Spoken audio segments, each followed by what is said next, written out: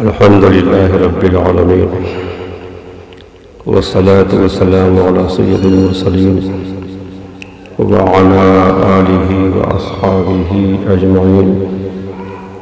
أما بعد، فأعوذ بالله من الشيطان الرجيم. بسم الله الرحمن الرحيم. يا أيها الذين آمنوا اتقوا الله. آمنت بالله صدق الله العظيم. اپنے اور سب کے آقا مولا رحمت عالم صلی اللہ علیہ وسلم کی سرکار میں درود و سلام کا ہدیہ پیش کریں. اللہم صلی علی سیدنا مولانا محمد معدن الجود والکرم وآلہ وآلہ وسلم. صلاۃ و سلام علیک یا رسول اللہ صلی اللہ علیہ وسلم.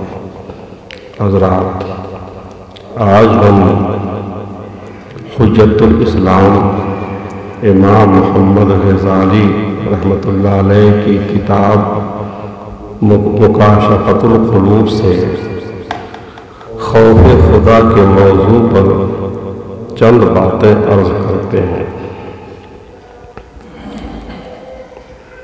پہلے درود و سلام کی فضیلت پر ایک حدیث آپ سنیں.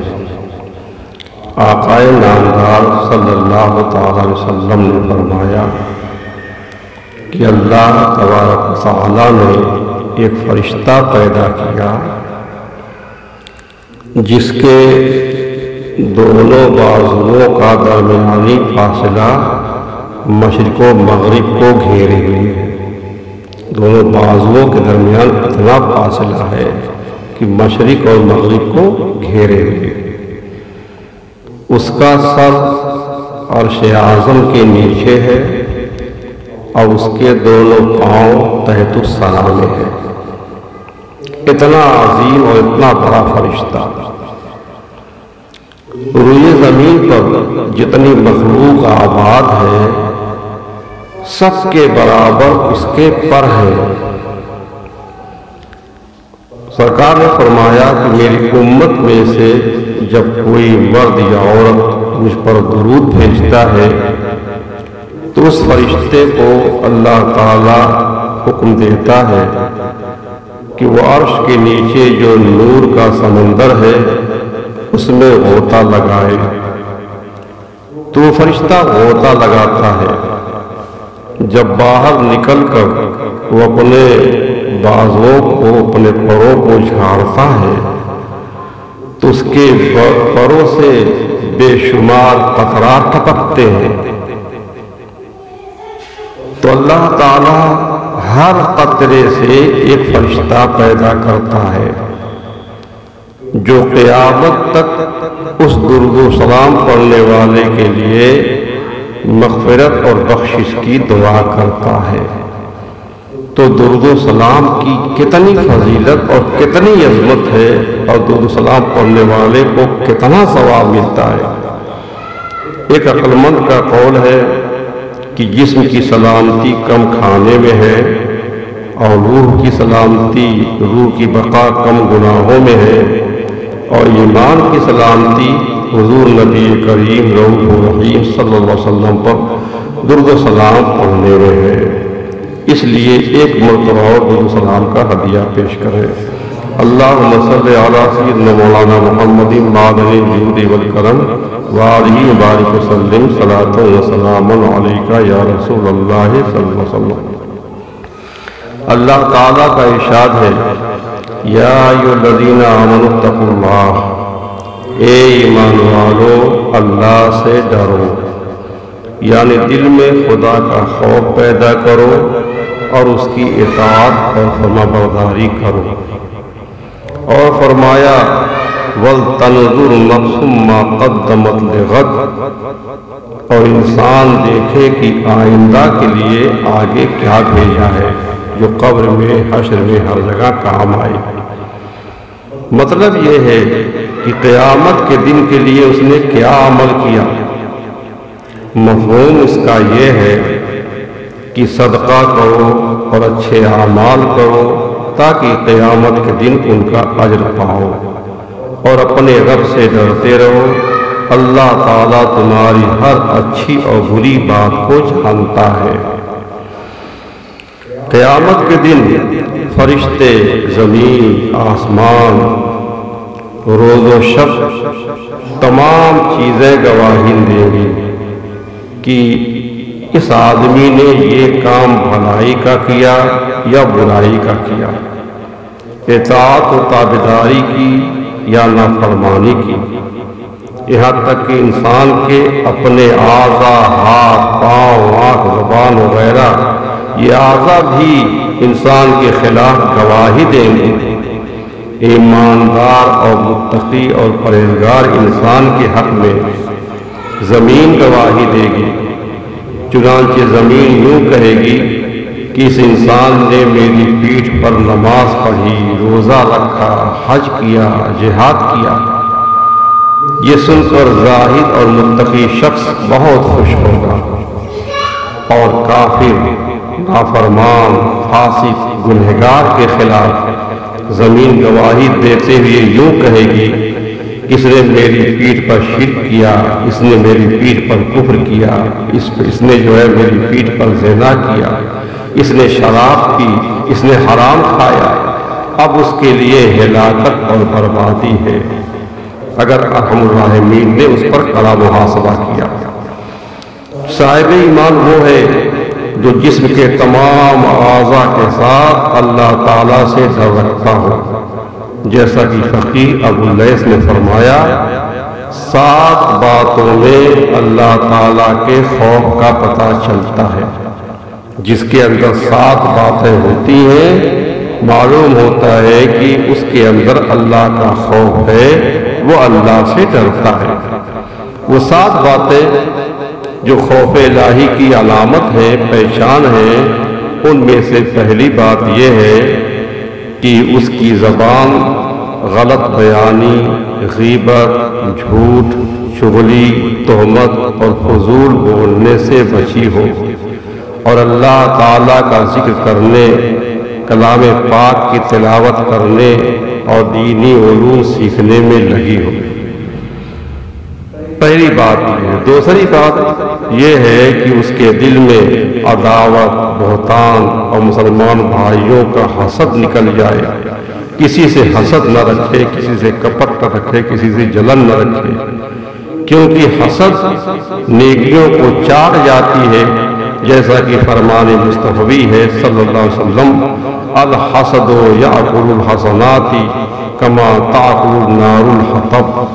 حسد نیکیوں کو کھا جاتا ہے جیسے آگ لکڑی کو کھا جاتی ہے۔ جاننا چاہیے کہ حسد دل کی رذیل ترین بیماریوں میں سے ایک بیماری ہے، اور دل کی بیماریوں کا درما صرف علم و عمل سے ہی ہوتا ہے۔ تیسری بات جو اللہ سے نہ ڈرنے، اللہ سے ڈرنے کی پہچان ہے، خوف خدا کی پہچان ہے، یہ ہے کہ اس کی نظر حرام کھانے پینے سے اور حرام لباس وغیرہ سے محفوظ رہے، اور دنیا کی طرف لالچ کی نظر سے نہ دیکھے، بلکہ صرف عبرت پکڑنے کے لیے اس کی طرف دیکھے، اور حرام پر تو کبھی اس کی نگاہ بھی نہ پڑے، جیسا کہ نبی کریم صلی اللہ علیہ وسلم نے فرمایا کہ جس نے اپنی آنکھ حرام سے بھری، اللہ تعالیٰ قیامت کے دن اس کو آگ سے بھر دے گا۔ چوتھی بات جو خوف خدا کی پہچان ہے، یہ ہے کہ اس کے پیٹ میں حرام غذا نہ جائے، کیونکہ یہ گناہ کبیرہ ہے۔ حضور نبی کریم صلی اللہ علیہ وسلم نے فرمایا کہ انسان کے پیٹ میں جب حرام کا لقمہ پڑا تو زمین و آسمان کا ہر فرشتہ اس پر لعنت کرے گا، جب تک کہ وہ لقمہ اس کے پیٹ میں رہے گا، اور اگر وہ اسی حالت میں مرے گا اس کا ٹھکانہ جہنم ہوگا۔ آپ بتائیں، ایک لقمہ اگر حرام کا کھاتا ہے تو یہ تباہی ہے، یہ ہلاکت ہے، اور جو پیٹ حرام سے بھرتا ہو، ہمیشہ حرام ہی کا کھاتا ہو، اس کا کیا حال ہوگا۔ پانچویں بات جو خوف خدا کی پہچان ہے وہ یہ ہے کہ حرام کی جانب ہاتھ نہ پھیلائے، بلکہ حد تر مقدور اس کا ہاتھ اطاعت الہی کی طرف بڑھے۔ حضرت کعب بن احبار رضی اللہ عنہ سے روایت ہے کہ اللہ تعالیٰ نے سبز موتی کا محل پیدا فرمایا۔ اس محل میں 70,000 گھر ہیں اور ہر گھر میں 70,000 کمرے ہیں۔ اس میں وہی داخل ہوگا جس کے سامنے حرام پیش کیا جائے اور وہ صرف خوف خدا کی وجہ سے حرام کو چھوڑ دے۔ چھٹی بات جو خوف خدا کی پہچان ہے وہ یہ ہے کہ اس کا قدم اللہ تعالیٰ کی نافرمانی میں نہ چلے، بلکہ صرف اس کی اطاعت اور خوشنودی میں رہے، عالموں اور نیکوں کی طرف حرکت کرے۔ ساتویں بات عبادت و مجاہدہ۔ انسان کو چاہیے کہ خالص اللہ تعالیٰ کے لیے عبادت کرے، ریاکاری اور منافقت سے بچتا رہے۔ اگر ایسا کیا تو یہ ان لوگوں میں شامل ہو گیا جن کے متعلق ارشاد خداوندی ہے وَالْآخِرَةُ عِنْدَ رَبِّكَ لِلْمُتَّقِينَ، اور تیرے رب کے نزدیک آخرت ڈرنے والوں کے لیے ہے۔ دوسری آیت میں یوں ارشاد ہے اِنَّ الْمُتَّقِينَ فِي مُقَامٍ أَمِينٍ، بے شک متقی اور پرہیزگار امن والے مقام میں ہوں گے۔ گویا اللہ تعالیٰ یہ فرما رہا ہے کہ یہی لوگ یعنی جو متقی ہیں، پرہیزگار ہیں، قیامت کے دن دوزخ سے چھٹکارا پائیں گے۔ اور ایماندار آدمی کو چاہیے کہ وہ خوف و رجا کے درمیان رہے، اللہ سے ڈرتا بھی رہے، اللہ کی رحمتوں کا امیدوار بھی رہے۔ وہی اللہ تعالیٰ کی رحمت کا امیدوار ہوگا اور اس سے مایوس و نا امید نہیں رہے گا۔ اللہ تعالیٰ نے فرمایا لا تقنطوا من رحمت اللہ، اللہ کی رحمت سے نا امید نہ ہو۔ بس اللہ تعالیٰ کی عبادت کرے، برائی کے کاموں سے منہ موڑ لے اور اللہ تعالیٰ کی طرف ہمتاً متوجہ ہو۔ جناب علامہ ابو اللیث رحمۃ اللہ علیہ کہتے ہیں کہ 7ویں آسمان پر اللہ تعالیٰ کے ایسے فرشتے ہیں کہ انہیں اللہ تعالیٰ نے جب سے پیدا کیا وہ برابر سجدے میں ہیں، جب سے پیدا کیا جب سے وہ سجدے ہی میں ہیں، اور اللہ تعالیٰ کے عذاب سے انتہائی خوف زدہ ہیں۔ قیامت کے دن جب وہ سجدے سے سر اٹھائیں گے، یعنی جب سے پیدا ہوئے تب سے اللہ سے ڈر رہے ہیں، سجدے میں پڑے ہوئے ہیں، اور وہ قیامت کے دن سجدے سے سر اٹھائیں گے۔ اور جب وہ سجدے سے سر اٹھائیں گے تو کہیں گے سبحانک ما عبدناک حق عبادتک، اے اللہ تو پاک ہے، ہم تیری کما حق عبادت نہیں کر سکے۔ وہ یہی کہیں گے کہ ہم تیری پوری جیسا چاہیے ویسی عبادت نہیں کر سکے۔ اللہ تعالیٰ کا فرمان ہے یخافون ربهم من فوقهم ویفعلون ما یؤمرون، وہ فرشتے اپنے رب سے ڈرتے ہیں اور جس چیز کا انہیں حکم دیا گیا ہے وہی کرتے ہیں، اور ایک لمحہ بھی میری نافرمانی میں نہیں گزارتے۔ رسول اکرم صلی اللہ علیہ وسلم نے ارشاد فرمایا کہ جب کوئی بندہ اللہ کے خوف سے کانپتا ہے تو اس کے گناہ اس کے بدن سے ایسے جھڑ جاتے ہیں جیسے درخت کو ہلانے سے اس کے پتے جھڑ جاتے ہیں۔ ایک نوجوان ایک عورت کی محبت میں مبتلا ہو گیا۔ یہ بڑا الرناک واقعہ ہے۔ وہ نوجوان ایک عورت کی محبت میں مبتلا ہو گیا۔ وہ عورت کسی قافلے کے ساتھ باہر کے سفر پر روانہ ہو گئی۔ جوان کو جب وہ معلوم ہوا کہ اس کی محبوبہ قافلے کے ساتھ روانہ ہو گئی ہے تو وہ بھی قافلے کے ساتھ چل پڑا، جبکہ اس کو کہیں جانے کی ضرورت نہیں تھی، لیکن وہ اس عورت کے پیچھے اس قافلے کے ساتھ چل پڑا۔ راستے میں جنگل میں آ گیا۔ جب قافلہ جنگل میں پہنچا تو رات ہو گئی۔ رات کو انہوں نے وہی پڑاؤ کیا، سارے قافلے والوں نے وہی جنگل میں پڑاؤ کیا۔ جب سب لوگ سو گئے تو نوجوان چپکے سے اٹھا اور اس عورت کے پاس پہنچا اور کہنے لگا کہ میں تجھ سے بے انتہا محبت کرتا ہوں اور اسی لیے میں قافلے کے ساتھ چل رہا ہوں۔ عورت بولی ٹھیک ہے، جا کر دیکھو کوئی جاگ تو نہیں رہا ہے، اگر کوئی جاگ رہا ہوگا ہمیں اس حالت میں دیکھ لے گا تو بڑی رسوائی ہوگی۔ نوجوان بڑا خوش ہوا، سوچا کہ یہ عورت راضی ہو گئی ہے۔ وہ سارے قافلے کا چکر لگایا اس نے اور واپس آ کر کہنے لگا کہ سب لوگ غافل پڑے سو رہے ہیں، سب تھکے مادے سب سو رہے ہیں، کوئی نہیں جاگ رہا ہے۔ تو عورت نے پوچھا کہ سب سو گئے ہیں، اللہ تعالیٰ کے بارے میں تیرا کیا خیال ہے؟ کیا وہ بھی سو رہا ہے؟ وہ بھی نہیں دیکھے گا؟ اب جوان بولا کہ اللہ تو کبھی نہ سوتا ہے، نہیں اسے کبھی اونگ آتی ہے، لا تأخذہ سنۃ ولا نوم، اسے کبھی اونگ بھی نہیں آتی، وہ نہیں سوتا ہے، وہ ہمیشہ جاگتا ہے، سب کچھ دیکھتا ہے۔ تب عورت بولی کہ لوگ سو گئے ہیں تو کیا ہوا، اللہ تو جاگ رہا ہے، ہمیں اللہ دیکھ رہا ہے، ہمارے گناہوں کی سزا اللہ دے گا، یہ انسان نہیں دے گا، آخرت میں حساب و کتاب اللہ کرے گا، یہ بندے نہیں کریں گے۔ تو سب سوئے ہیں کہ میرا خدا جاگ رہا ہے، وہ ہمیں دیکھ رہا ہے، اس سے ڈرنا ہم پر فرض ہے۔ جوان نے جو ہی یہ بات سنی خدا کے خوف سے کانپنے لگا، برے ارادے سے اس نے توبہ کر لی، وہ گھر واپس چلا گیا۔ کہتے ہیں کہ جب وہ جوان مرا تو کسی نے اسے خواب میں دیکھ کر پوچھا بتاؤ کیا گزری تمہارے اوپر قبر میں؟ جوان نے جواب دیا کہ میں نے اللہ تعالیٰ کے خوف سے ایک گناہ کو چھوڑ دیا تھا، ایک مطلب مجھے خوف پیدا ہوا، اللہ کا ڈر پیدا ہوا، گناہ کو چھوڑ دیا تھا، اللہ تعالیٰ نے اسی سبب سے میرے تمام گناہوں کو بخش دیا۔ مجموع لطائف میں ہے کہ بنی اسرائیل میں ایک شخص تھا، بڑا عابد و زاہد، عبادت گزار، اس کے بچے بہت زیادہ تھے، کثیر العیال تھا، اسے تنگ دستی نے گھیر لیا۔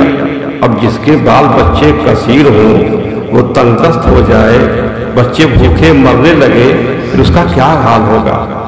بہت پریشان ہوا۔ جب بہت پریشان ہو گیا تو اپنی عورت سے کہا کہ جاؤ کسی سے کچھ مانگ کر لے آؤ، بچوں کو کھلا دو، ان کی بھوک ختم ہو جائے۔ عورت اٹھی، ایک تاجر کے ہاں گئی، کھانے کا سوال کیا کہ یہ تاجر کچھ کھانا دے دے، میرے بچے بھوک سے مر رہے ہیں۔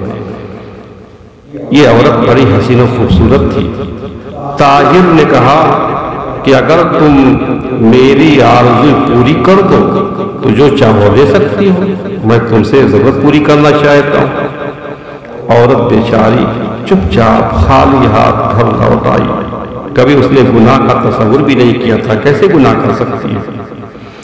بچوں نے جب ماں کو خالی ہاتھ آتے دیکھا تو بھوک سے چلانے لگے اور کہنے لگے امی ہم بھوک سے مر رہے ہیں، ہمیں کچھ کھانے کو دو۔ عورت دوبارہ اسی تاجر کے ہاں لوٹ گئی، کھانے کا سوال کیا۔ تاجر نے پھر وہی بات کی جو پہلے کہہ چکا تھا۔ عورت سوچتی رہی کہ میرے بچے بھوک سے مر رہے ہیں اور یہ مجھ سے گناہ کرنے کو کہہ رہا ہے، میں کیا کروں؟ آخر مجبور ہو کر عورت رضامند ہو گئی۔ مگر جب دونوں تخلیہ میں پہنچے، تنہائی میں ہوئے، گناہ کا ارادہ ہوا تو وہ عورت اللہ کے خوف سے کانپنے لگی۔ تاجر نے پوچھا کس سے ڈرتی ہو؟ یہاں تو کوئی ہمیں دیکھ نہیں رہا ہے۔ اس نے کہا کہ میں اپنے رب کے خوف سے کانپ رہی ہوں، میرا رب مجھے دیکھ رہا ہے، اس کے ڈر سے میں لرز رہی ہوں، اس نے ہمیں پیدا کیا، اس کے ہمارے پر احسانات ہیں، وہ ہمارا رب ہے، ہم اس کے بندے ہیں، اس کی بندیاں ہیں، ہم اس کی نافرمانی کیسے کریں؟ تب تاجر بولا کہ جب تم اتنی تنگ دستی اور ناداری میں بھی اللہ کا خوف رکھتی ہو، جبکہ تمہارے بچے بھوک سے مر رہے ہیں، ایک لقمہ کے لیے تڑپ رہے ہیں، پھر بھی تم گناہ نہیں کرنا چاہتی، اللہ سے ڈرتی ہو، تو میں تو بہت مالدار ہوں، امیر و کبیر ہوں، مجھے بھی اللہ تعالیٰ کے عذاب سے اور زیادہ ڈرنا چاہیے۔ یہ کہا اور عورت کو بہت سارا مال و منال دیا، کھانے پینے کا سامان دیا، عزت کے ساتھ رخصت کر دیا، گناہوں سے توبہ کر لی۔ اللہ تعالیٰ نے اس وقت کے پیغمبر حضرت موسیٰ علیہ السلام پر وحی بھیجی کہ موسیٰ فلاں بن فلاں کے پاس جاؤ۔ اس سوداگر کا، تاجر کا نام لے کر کے اللہ نے فرمایا کہ اس کے پاس جاؤ اور اسے میرا سلام کہہ دو۔ اللہ تعالیٰ اپنا سلام بھیج رہا ہے اس کے پاس، اسے میرا سلام کہہ دو اور کہنا کہ میں نے اس کے تمام گناہوں کو معاف کر دیا ہے۔ موسیٰ علیہ السلام اللہ تعالیٰ کے حکم کے مطابق اس تاجر کے پاس آئے اور پوچھا کیا تم نے عظیم نیکی کی ہے، کوئی بڑا کام کیا ہے جس کی وجہ سے اللہ تعالیٰ نے تمہیں سلام بھیجا ہے اور تمہارے تمام گناہوں کو معاف کر دیا ہے؟ اور جواب میں اس تاجر نے واقعہ سنایا کہ ہاں ایسا ایسا واقعہ ہو گیا، وہ عورت اللہ سے ڈر رہی تھی، اس کے خوف خدا کی وجہ سے مجھے بھی خوف خدا میرے دل میں بھی پیدا ہو گیا، میں نے بھی گناہوں سے توبہ کر لی۔ حضور اقدس رحمت عالم صلی اللہ علیہ وسلم فرماتے ہیں کہ اللہ تعالیٰ کا فرمان ہے کہ میں اپنے کسی بندے پر دو خوف اور دو امن جمع نہیں کرتا۔ جو شخص دنیا میں میرے عذاب سے ڈرتا ہے، خوف رکھتا ہے، میں اسے آخرت میں بے خوف کر دوں گا، آخرت میں اسے کوئی ڈر اور خوف نہیں رہے گا۔ لیکن جو دنیا میں میرے عذاب سے بے خوف رہتا ہے، جو میرے عذاب سے نہیں ڈرتا ہے، میں اسے آخرت میں خوف زدہ کروں گا، یعنی اس پر عذاب نازل کروں گا۔ اللہ تعالیٰ کا ارشاد ہے فَلَا تَخْشَوْا النَّاسَ وَاخْشَوْنِي، تم لوگوں سے نہ ڈرو، مجھ سے ڈرو، میں رب ہوں، میں تمہیں تمہارا حساب لوں گا، میں جنت جہنم میں ڈالوں گا، اس لیے مجھ سے ڈرو۔ ایک اور آیت میں ہے فَلَا تَخَافُوهُمْ وَخَافُونِ إِن كُنتُم مُؤْمِنِينَ، اگر تم مومن ہو تو لوگوں سے نہیں بلکہ مجھ سے ڈرو۔ حضرت عمر فاروق اعظم رضی اللہ تعالیٰ عنہ جب قرآن مجید کی کوئی آیت سنتے تو خوف سے بے ہوش ہو جاتے۔ ایک دن کا ہاتھ میں لے کر کہا، یہ حضرت عمر فاروق اعظم ہے، خلیفہ دوم، انبیاء کے بعد سارے انسانوں میں ان کا دوسرا نمبر ہے، دوسرے درجے پر ہے۔ وہ ایک تنکا ہاتھ میں لیتے ہیں اور کہتے ہیں کاش میں ایک تنکا ہوتا، کوئی قابل ذکر چیز نہ ہوتا، کیونکہ اس تنکے سے کوئی سوال نہیں ہوگا، مجھ سے سوال ہوگا۔ کاش مجھے میری ماں نہ جانتی، اور خوف خدا سے اتنا رویا کرتے تھے، اتنا روتے تھے کہ آپ کے چہرے پر آنسوؤں کے بہنے کی وجہ سے دو سیاہ نشان پڑ گئے تھے۔ حضور نبی کریم صلی اللہ علیہ وسلم نے ارشاد فرمایا جو شخص خوف خدا سے روتا ہے وہ جہنم میں ہرگز داخل نہیں ہوگا۔ اسی طرح جیسے دودھ دوبارہ اپنے تھنوں میں نہیں جاتا، جب دودھ بھینس یا بکری سے دوہ لیا گیا پھر دودھ دوبارہ اپنے تھن میں واپس نہیں جاتا، تو فرماتے ہیں کہ جو شخص اللہ کے ڈر سے روتا ہے، آنسو بہتے ہیں، وہ ہر شخص وہ ہرگز جو ہے جہنم میں داخل نہیں ہوگا۔ قیامت کے دن ایک شخص کو لایا جائے گا، اللہ کے دربار میں پیش کیا جائے گا۔ جب اس کے اعمال تولے جائیں گے تو برائیوں کا پڑوا بھاری ہو جائے گا، چنانچہ اسے جہنم میں ڈالنے کا حکم ملے گا۔ اللہ تعالیٰ فرشتوں سے کہے گا اسے لے جاؤ دوزخ میں ڈال دو، اس وقت اس کی پلکوں کا ایک